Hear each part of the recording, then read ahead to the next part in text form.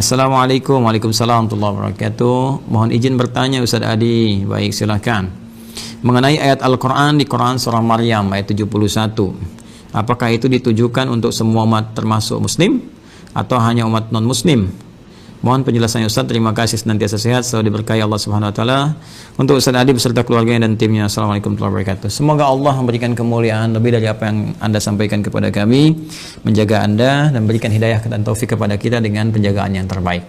Saudaraku dan saudariku dimanapun Anda berada, ini ayat sering kali digunakan sebagai klaim paling favorit, khususnya oleh karangan orientalis juga misionaris, sering dipakai, ditebarkan dan memberikan kesan bahwa ada nih Islam ini agamanya tidak memberikan apa-apa, nggak memberikan manfaat, karena nanti percuma juga masuk Islam, karena ada satu ayat di Al-Quran, yaitu Quran surah 19 Maryam ayat 71 yang mengatakan semuanya pasti akan ke neraka, jadi nggak akan selamat, sehingga itu perlu juru selamat. Nah ini gambaran semacam ini, gambaran yang penting untuk kita luruskan, tapi kita memang memahami, karena kebanyakan mereka memang tidak mengerti Al-Quran, ya, tidak membaca dengan baik, tidak memahami. Untuk itu kita ajarkan supaya mau belajar, ya. Quran surah ke-19 Maryam ayat 71 itu terangkai, ya, dengan ayat-ayat sebelumnya, ayat 70, ayat ke-69, ayat ke-68, bahkan ke ayat ke-67-nya. Penting untuk saya sampaikan kawan-kawan sekalian bahwa cara membaca Al-Quran itu caranya ada yang disebut di rumus tafsir dengan 2S 1L. Ya, 2S 1L. 2S itu rumusnya siyak. Siyak itu ayat yang sedang kita baca. Ya, misal kita sedang baca nih Quran surah Maryam surah 19 ayat 71. Kemudian kita lihat lagi setelah siyak apa? Ya, sibak. Hubungan dengan ayat sebelumnya. Ada nggak korelasinya? Apakah ini satu kesatuan? Ya, dari ayat sebelumnya nyambung nih mengisahkan tentang kisah tertentu. Ini loh muaranya seperti ini. Atau dia berdiri sendiri, cuma satu ayat aja itu. Itu maksudnya gitu kan? Nah, kemudian ada lihaq. Lihaq itu dengan ayat setelahnya. Ayat 72-nya, ya, kemudian sampai seterusnya sampai ke An-Nas. Bahkan nanti ayat 71 nyambung dengan ayat 70-nya dengan sebelumnya sampai dengan Al-Fatihah. Kemudian digali lagi sampai dengan ke An-Nas. Jadi nggak bisa kita melihat satu ayat misalnya satu ditafsirkan begitu. Nah, sekarang kita cek dulu teman-teman sekalian. Yuk, bahkan dari ayat 67, 68, 69, 70 sampai dengan 71, bahkan 72-nya kita bisa cek di dalamnya.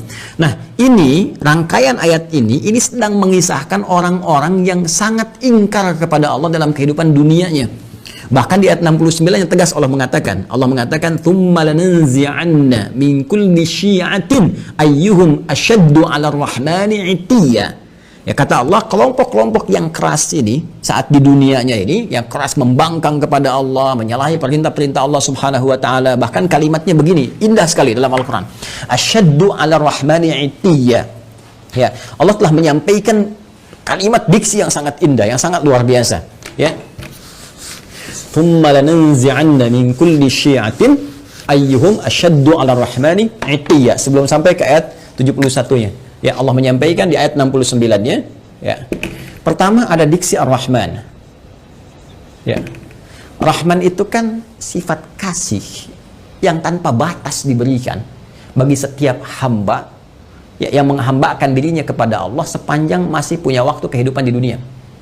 Jadi masih umum nih, universal. Sifat Rahman Allah yang memberikan setiap hamba punya nafas, ya, punya rezeki yang Allah tetapkan, ya, punya kesempatan untuk sembuh saat sakit. Itu universal. Ya, non muslim kalau sakit bisa sembuh, kalau bekerja bisa kaya, kalau belajar bisa pintar. Itu sifat Rahman Allah diberikan dengan hukum universal kepada setiap hamba. Ya, termasuk kepada orang-orang Islam yang mendekat, meningkatkan kebaikan dan sebagainya. Itu mencakup keseluruhannya. Ya, nanti ada Rahim, sifat spesifik Rahim, rahmat yang diberikan oleh Allah dalam nuansa akhirat kepada hamba-hambanya yang mau bertakwa, yang mau beriman, mau meningkatkan amal soleh. Rahmat Allah dengan sifat Rahim yang mengantarkan hamba-hamba itu ke surga. Rahman Allah saat di dunia diberikan pada semua kalangan untuk mau mendekat kepada Allah, termasuk memberikan pemberian taubat bagi hamba yang mau taubat dan hidayah bagi hamba-hamba yang mau kembali kepada Allah Subhanahu wa taala. Jadi kalau ada orang pernah bergeser jauh dari Allah, ingin balik lagi, taubat dia, ya, kemudian syahadat kembali, itu mendapatkan rahmat Allah dengan sifat Rahmannya. Nah, Allah sudah mengatakan di ayat ini, kata Allah, perhatikan, hei, aku ini Rahman, telah memberikan kepadamu segalanya sebagai bekal kehidupan saat engkau di dunia. Ya, engkau sakit, aku sembuhkan. Engkau berbuat salah, aku maafkan. Engkau mau taubat, aku terima taubatmu. Engkau mau istighfar, aku ampuni. Engkau butuh, aku berikan jalan. Saat kau sulit, aku mudahkan. Tapi dengan semua pemberian itu, engkau begitu keras. Ya, asyaddu 'ala ar-rahmani 'itiyya. Ada kalimat asyadd. Allahu akbar. Ada kalimat itiyya. Ya, ini kan pembangkangan yang sangat luar biasa. Ya. Jadi kasih yang Allah berikan begitu dalam itu dibalas dengan pembangkangan yang sangat keras. Ya, sangat dahsyat. Bahkan sampai menuduh Allah Subhanahu wa taala. Ya, sampai melecehkan Allah Subhanahu wa taala. Ya, ketika bermaksiat kan melecehkan Allah, ya kan? Ketika bermaksiat kan menentang Allah, sampai menentang Allah. Ya, Allah bilang jangan mencuri, mencuri, kan menentang namanya. Jangan berselisih, berselisih. Jangan gosip, gosip. Ya, coba lihat. Bahkan menuduh Allah. Ada yang mengatakan Allah punya anak, Allah punya syarikat, Allah punya macam-macam, gitu kan? Nah, itu kan dahsyat. Kata Allah, ini saya sudah berikan sayang, diberikan kesempatan untuk kembali kepada Allah, masih bersikap seperti ini. Dan dia memilih bertahan dengan keburukannya sampai wafat. Ya, sampai wafat. Itu Allah buka, saking sayangnya Allah diberikan kesempatan. Ya, sampai nyawa belum sampai ke kerongkongan, masih ada peluang untuk taubat. Dibuka seluas-luasnya. Bahkan diturunkan Quran surah ke-39. Quran surah ke-39 di ayat 53. Az-Zumar ayat 53. Qul ya ibadiyalladzina asrafu ala anfusihim la taqnatu min rahmatillah. Tuh. Qul ya ibadiyalladzina asrafu ala anfusihim. Katakan Muhammad SAW kepada setiap hambaku yang pernah berbuat israf. Israf itu berlebihan, lebih. Jadi udah nggak kerukur lah. Ya, kalau dalam konteks keduniaan misalnya, ya ke pernikahan prasmanan sampai nambah 9 kali, itu israf. Ya, ada israf dalam berbuat dosa. Mohon maaf, bukan cuman bohong, sombong, ya, dan macam-macam. Jadi kalau orang lain pernah berbuat dosa, dia kayaknya belum cukup. Nah, itu israf namanya. Kata Allah, dalam setiap perbuatan dosa pun yang engkau kumpulkan, selalu ada jalan dan secercah cahaya aku berikan supaya engkau mau kembali. Jadi sebelum nyawa sampai ke kerongkongan, karena itu diperdengarkan. Ya, ada adzan, ada suara-suara kebaikan, orang baca Quran. Kok tiba-tiba lewat masjid, padahal Anda bisa lewat jalan yang lain. Kenapa kok lewat masjid? Kenapa kok tiba-tiba mampir ke ceramah ini? Anda ditugasi jadi bazar misalnya, tapi mampirnya ke ceramah ini. Ya, kok tiba-tiba bisa datang gitu kan? Kok tiba-tiba bisa Anda klik yang muncul tausiah, klik yang muncul status kebaikan. Itu kan hidayah namanya. Jalan. Kalau Anda mau kejar, Anda mau dapatkan, diberikan oleh Allah petunjuk. Tadi saya katakan rahmat Allah yang diberikan dalam konteks keduniaan yang sangat luas disebut dengan Rahman. Rahman ya Rahman, Rahman ya Rahman ya Rahman. Qul Allaha awid ar-Rahman. Quran surah ke-17 ayat 110. Ya, panggil Allah, panggil ar-Rahman untuk mendapatkan rahmatnya. Kata Allah, jangan putus asa. Ya, tapi orang-orang ini mempertahankan keburukannya sampai dia wafat. Ya, kalau sudah wafat, tidak ada jalan lain. Keadilan Allah itu harus berlaku. Ya, keadilan Allah harus berlaku. Maka apa yang terjadi pada orang-orang semacam ini, maka akan dikumpulkan nanti saat hisab. Dikumpulkan dengan para setan-setan yang membangkang. Ya, karena ayatnya jelas mengatakan, ya, lanahsyurannahum, kami akan kumpulkan mereka wasyayatin, dengan para setan-setan yang membangkang. Di ayat sebelumnya, ya, maka dikumpulkan mereka itu. Setan kan membangkang. Ya, setan membangkang, menggoda anak cucu Adam, bahkan bersumpah ya di hadapan Allah Subhanahu wa taala akan menyesatkan anak cucu Adam, memberikan angan-angan kepada mereka. Quran surah keempat An-Nisa, ya, dari ayat 116, 117, 118 sampai dia mengatakan, ya, ketika Allah mengatakan la'anahullah, qala la attakhidanna min ibadika nasiban mafruḍa wa la udhillannahum wa la umanniyannahum. Kami akan sesatkan mereka, berikan kepada mereka angan-angan dan sebagainya. Gitu kan? Nah, ini dikumpulkan bersama para makhluk yang pernah bermaksiat, kalangan iblis, kalangan setan-setan, dan orang-orang yang semacam ini yang terpedaya dalam kehidupan dunianya dan nggak mau taubat, mempertahankan keburukan. Itulah yang digiring kemudian untuk mendapatkan keadilan Allah Subhanahu wa taala dengan perbuatannya, dan kemudian mereka dikumpulkan dan masukkanlah ke dalam neraka jahanam sebagai akibat dari perbuatan mereka dengan keadilan Allah Subhanahu wa taala. Allah memberikan kesempatan sampai titik akhirnya. Ya, tapi mereka tidak memanfaatkannya. Tapi kalau sudah selesai kejadiannya, tuntas kemudian dengan wafatnya, maka sifat keadilan Allah mesti berlaku. Karena Allah punya sifat al-adil, maha adil. Ya, maka dengan sifat kemahaadilan ini mesti diberlakukan keadilannya. Bagi yang baik dapat balasannya di surga, ya, kebaikan-kebaikan rahmat Allah. Bagi yang salah, apakah dia punya iman atau tidak? Apakah punya bekal kebaikan atau tidak? Karena kunci kebaikan di akhirat itu iman dulu. Ya, awas, beda, jangan lihat konteks dunia karena timbangannya beda. Antara dunia dengan akhirat, semua punya mekanismenya, semua punya aturannya. Dunia apa saja bisa Anda kerjakan sepanjang Anda mau berkreasi. Akhirat punya aturan tersendiri. Maka kunci kebaikan disebut dengan iman. Pertama dilihat ada iman atau tidak. Dari imannya ini ada kebaikan atau tidak. Kalau dia beriman, berbuat baik, ternyata berbuat salah juga, maka perbuatan baiknya akan menutup yang salah-salahnya dulu. Kalau sisa baiknya, dapat rahmat Allah, masuk surga. Kalau seimbang, tunggu di Araf.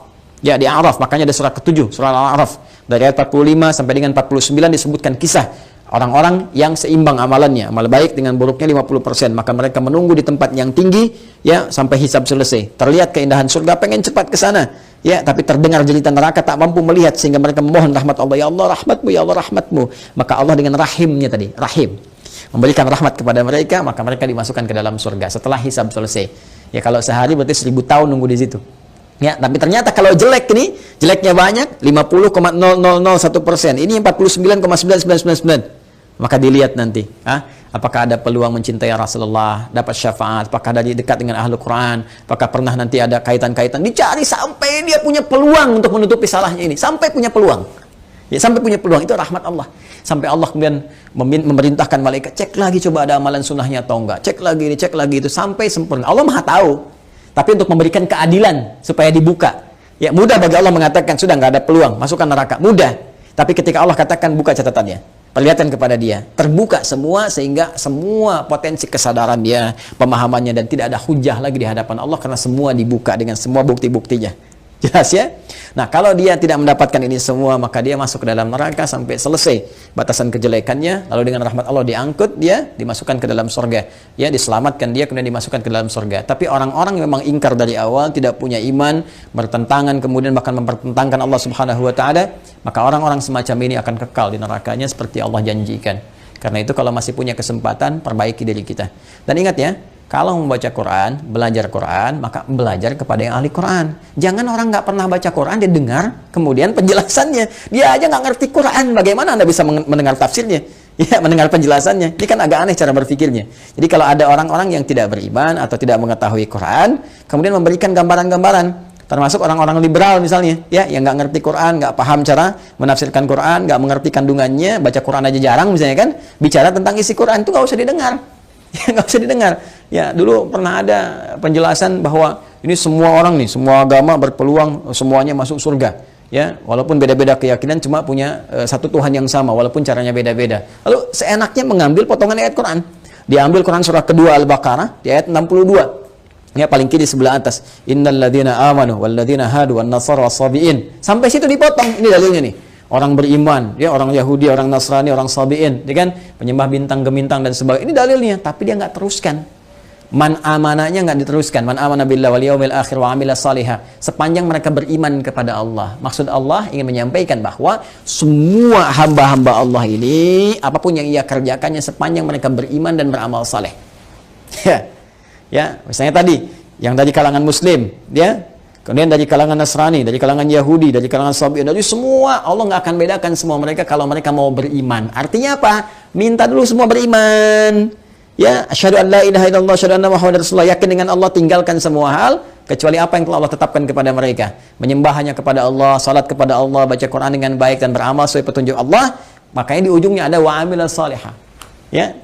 Baik, itu penutupnya, balu lahum ajrum inda rabbihim wala khaufun 'alaihim wala hum yahzanun. Mereka dapat balasan pahala, termasuk hilang dari kesedihan-kesedihan mereka. Karena itu hati-hati ya kalau mengaji, baca-baca di di Google, di Facebook misalnya, atau di YouTube dan sebagainya, coba pastikan dari siapa Anda mengambil ilmu, dilihat. Ya, kalau meragukan ya tinggalkan, kemudian cari penjelasan-penjelasan yang baik. Ya, penting ngajinya juga harus diperjelas, ilmu sorofnya dipertajam. Ya, tabayatubu youtuban gitu. Ini tasrifannya di fasbaka yufasbiku Facebookan. Nah, itu konteks kekinian yang harus diperbaiki. Jadi saya tegaskan sekali lagi, yang Quran surah ke-19 Maryam ayat 71 itu tentang menyinggung tentang orang-orang yang bermaksiat dan tidak mau tobat, yang keras pertentangannya kepada Allah Subhanahu wa taala sampai diberi kesempatan sampai dia menjelang wafat pun tetap tidak mau bertobat. Maka muaranya adalah muara keburukan saat di akhirat, dikumpulkan di neraka jahanam bersama para setan juga yang pernah kemudian bermaksiat selama dalam kehidupannya kepada Allah Subhanahu wa taala. Itu maksudnya. Ya, itu maksudnya. Jadi ini pengingat juga kepada kita sepanjang kita hidup, maka kita persiapkan dengan baik ya. Ini penjelasan Al-Qur'an ya. Ya, penjelasan Al-Quran. Nah, kalau nanti ada penjelasan misalnya di buku-buku lain atau keterangan lain, yaitu gambaran-gambaran yang bisa kita uji. Ya, Al-Quran itu menawarkan dengan sangat indah. Satu-satunya kitab di muka bumi yang membuka penawaran kepada setiap hamba untuk bisa silahkan Datangkan semisal Al-Quran, silahkan kaji. Satu-satunya kitab di muka bumi.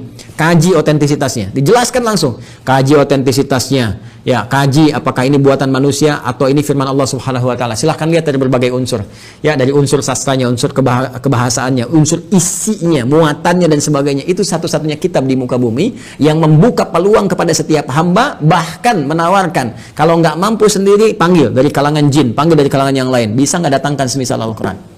Satu-satunya kitab di muka bumi. Silakan tunjukkan pada saya kitab mana di muka bumi yang menawarkan, ya, bahkan bukan hanya kepada pemeluknya, kepada siapapun di muka bumi untuk memeriksa kebenarannya, kecuali Al-Quran. Kecuali Al-Quran. Karena itu mengaji Al-Quran harus menggunakan pendekatan-pendekatan hukum-hukum, ya, dan dasar-dasar keilmuan yang benar, ya. Wallahu taala alam bissawab.